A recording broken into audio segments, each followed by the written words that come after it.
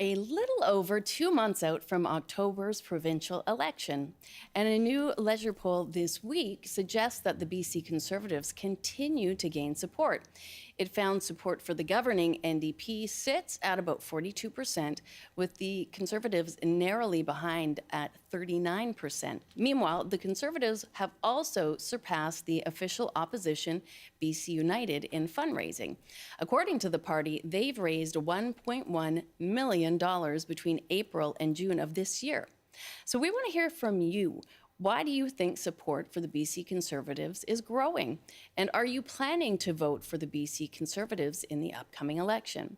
Call us at 1-800-825-5950, 604-669-3733, pound 690 on your cell phone. And you can email bctoday@cbc.ca. Now, for more on these developments, we have with us Lawrence Watt. He is the director of the Early Edition program in Vancouver here. Hello, Lawrence. Good afternoon. So, you've been speaking to various experts and politicians about this story. What's driving this support for BC Conservatives? Well, it's first important to know that there's a convergence of factors. The first thing you have going on here is that the NDP have been in power for about 7 years now, so it's not unusual for there to be some kind of fatigue with the government at this stage. There was this new polling done just this week from Leger that found that housing, healthcare, and the state of the economy are major issues that are top of mind for voters. And, for much of the last few I've also been watching, the last time I knocked on election, which was a number of years ago now, everybody in Canada has an opinion on Trump. And I think the provincial Conservatives right now are kind of capitalizing on a lot of that sort of stuff going on right now. I think parties are looking more globally and internationally, back and forth between Canada and the United States when it comes to a lot of these things. We've seen before in provincial elections before that the Conservative Party has looked like they were going to gain some momentum before the election. And then what happened, I think as early as like 2015, 16, 17, 18, somewhere in there, the Conservatives just didn't produce any seats. None. So I don't know necessarily how much this is going to affect things. I think this is a bit of a blip right now for them. I encourage more democracy personally. I don't necessarily like two-party systems, three-party systems myself. But I don't know if this is going to translate into anything long-term. I'm always watching, even though I don't spend as much time knocking on doors and asking people for their opinions anymore. Fair. But I do think it's probably more short-sighted than long-term, and I think the BC United Party will probably pivot before the election to some extent, and this will become less of an issue than it is. All right. Eric, really appreciate that perspective. You have a lot of experience, and that's not something I've really heard brought up too much. Hamish, how do you feel about that? Do you think that this could just be, as Eric called it, a bit of a blip and not a long-term trajectory that they can maintain? Well, I think that's the question. Have BC Conservatives peaked too early? Can they sustain the momentum they've generated this year right through to Election Day, through the rigors of the election campaign, through the televised debates and the other things that are going to happen between now and Election Day? I'm beginning to think that this might be more than a blip. If we look at BC political history through much of the 20th century, from 1950 to 1990, the center-right was dominated by the Social Credit Party.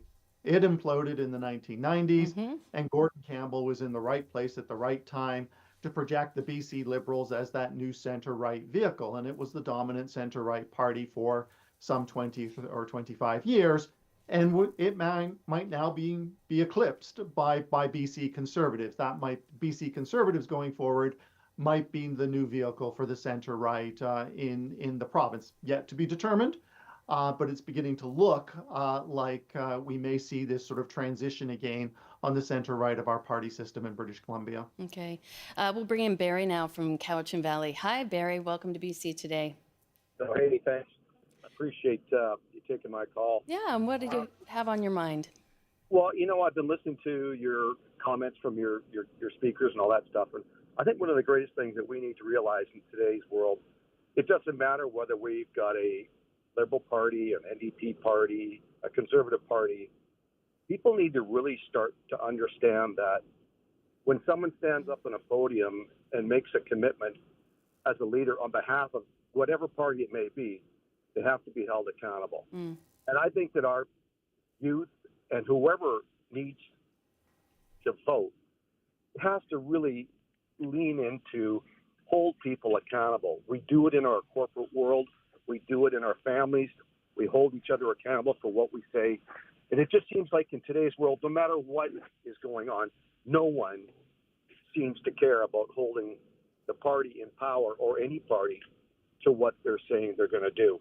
And whether it's the media, whether it's the media that supports them or manipulates the narrative, today, when someone stands up as a leader, makes a comment, they have to be held accountable to what they're saying, because we as voters hopefully can take people at their word when they make a comment.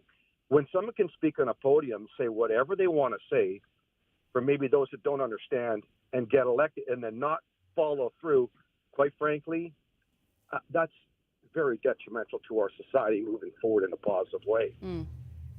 Barry, thank you for that. Do you think we've sort of reached a point, with politics, that everybody does have to take things with a grain of salt? That you necessarily can't trust that whoever is up there is telling the truth. You're running for the highest office. I would look at it a different way. I think we can always point to politicians who have failed to keep a promise. Okay. Or multiple promises. Justin Trudeau campaigned, for example, on electoral reform. He didn't follow through on that. Sort of tried, but didn't ultimately succeed in doing it. So all politicians have failed promises. We all know that. I tend to take politicians at their word. After 10 years, nothing has really surprised me about Justin Trudeau. Justin Trudeau has done what I thought Justin Trudeau would do. Okay. Justice Stephen Harper did what I thought Stephen Harper would do. We have an NDP government that has behaved like an NDP government. And if we have a switch in British Columbia, if the BC Conservatives can build on this momentum and pull it out, I think I have a fairly good idea of what a BC government under John Rustad would look like. So I would encourage people to listen very carefully, and rather than voting against somebody, sort of say, okay, if we vote for them, what is this person like, and what is their general outlook like, and how might they govern? Because by and large, they follow through on who they are. And you obviously, come up with a considerable more expertise and experience with politics than perhaps your average person. But do you feel that that's something a trap many people do fall into, is voting against a candidate as opposed to for, and that as you said, I'm sort of reading between the lines, it might be easy to figure out what a BC Conservative government will look like if they come into power? I think there's a couple of traps people might fall into. One is voting against a party just because they are fed up with it and are not paying too much attention to the other. Or, people do, if they're voting on a single issue or a couple of issues, and they say, oh, I'm voting for that person for this reason, and then they don't follow through on it, right? Then of course they are going to be let down.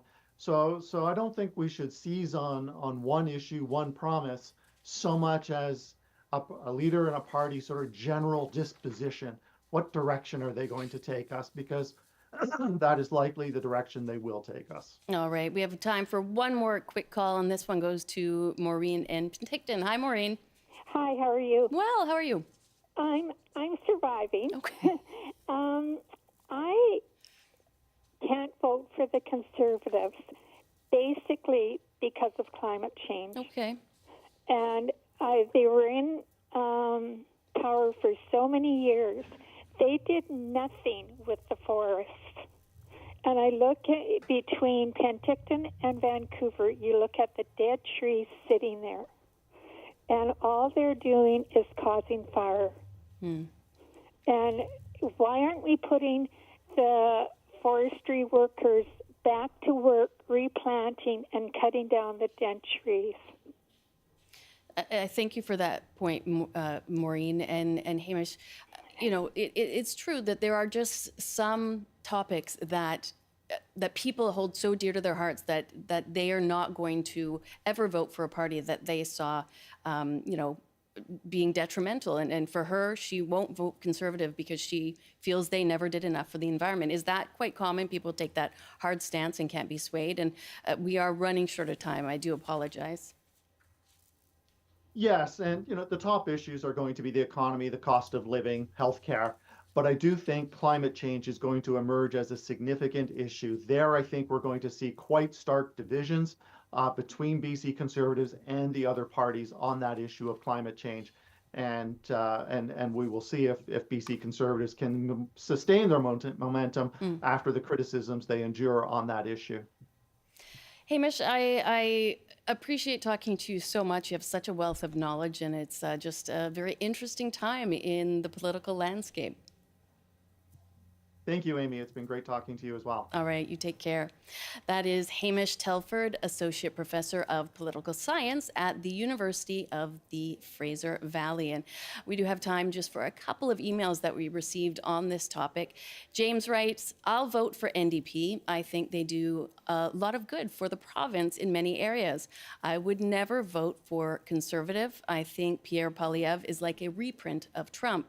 And the provincial election isn't much different. It would be bad news for BC and Canada. I just wish the Greens and NDP would team up. And Doug writes, why so much support for the Conservatives? Answer, maybe so much lying by the NDP as well as incumbent fatigue. Will I vote for the Conservatives? Absolutely not, since no Conservative party in history has ever done more good than harm. Every Conservative government increases the debt while cutting social spending and rich folks' taxes. So absolutely not. Thank you all for all of your emails and comments on all of the various topics that we had for today. And of course, we welcome you to still reply or send us emails on these topics throughout the day. bctoday@cbc.ca. That is our show for today. Thank you so much for calling in and joining the discussion.